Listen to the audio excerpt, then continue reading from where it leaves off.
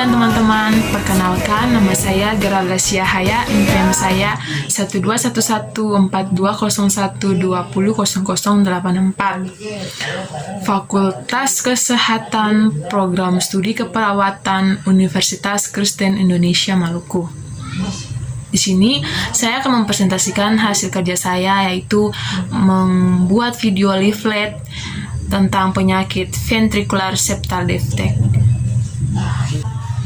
Kita masuk dengan poin yang pertama, yaitu definisi ventricular septal defect. Apa sih ventricular septal defect itu? Ventricular septal defect ini merupakan suatu penyakit bawaan yang terjadi pada jantung. Umumnya, ventricular septal defect ini terjadi pada bayi yang baru lahir. Namun bukan itu saja, dapat terjadi juga pada saat pasien operasi, selesai operasi jantung, serta dengan orang yang serangan jantung.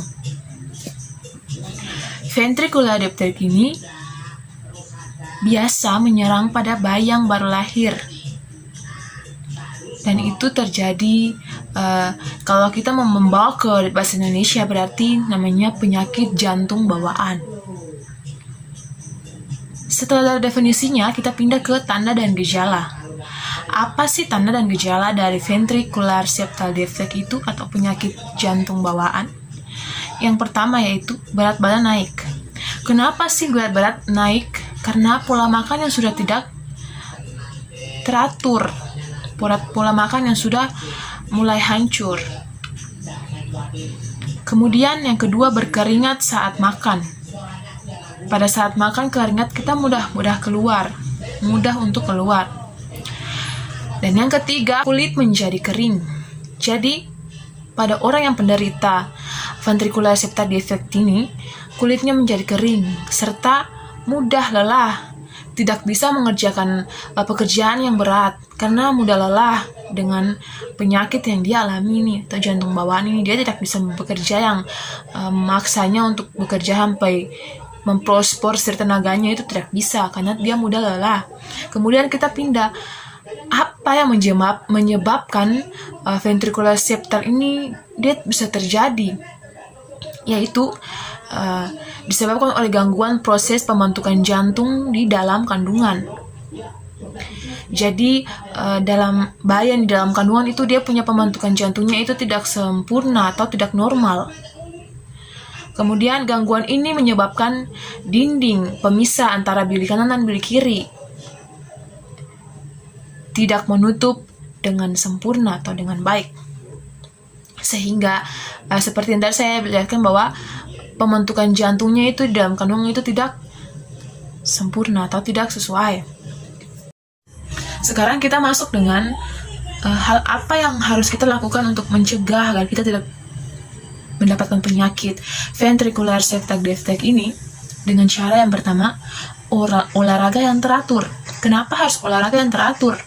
Karena selain membuat tubuh kita menjadi sehat, olahraga secara teratur juga dapat membuat psikologi kita ini menjadi tenang, karena pikiran kita menjadi relaksasi, menjadi tenang, menjadi nyaman bagi tubuh kita, karena tubuh kita itu digerakkan. Sehingga ketika kita berolahraga dan tubuh kita digerakkan, dapat menyimbangkan sistem saraf dan meningkatkan sirkulasi darah dalam tubuh. Dan olahraga yang teratur membantu menghilangkan hormon stres dan membuat tubuh lebih rileks. Kemudian diet seimbang. Kenapa kita harus diet seimbang? Karena hindari minuman-minuman yang manis sebelum kita meminum air putih atau air mineral. Dan konsumsi makanan yang harus dengan serat larut. Karena kalau pola makanan kita tidak dijaga, dapat memicu gangguan pada tubuh kita sendiri. Kemudian hindari makanan-makanan yang instan atau yang siap saji. Karena juga sebagian menggunakan bahan-bahan kimia yang kita pengawet yang kita juga tidak tahu. Kemudian hindari alkohol, apalagi seorang ibu hamil yang mengonsumsi alkohol itu harus menghindari karena berdampak buruk bagi janin, sehingga dapat menyebabkan pembentukan jantung dan janin itu tidak lengkap seperti yang saya jelaskan tadi di penyebab terjadinya ventricular septal defect itu. Ya, itu mungkin leaflet yang saya buat dan saya sudah jelaskan. Sekian dari leaflet saya tentang ventricular septal defect atau penyakit jantung bawaan. Terima kasih teman-teman dan ibu.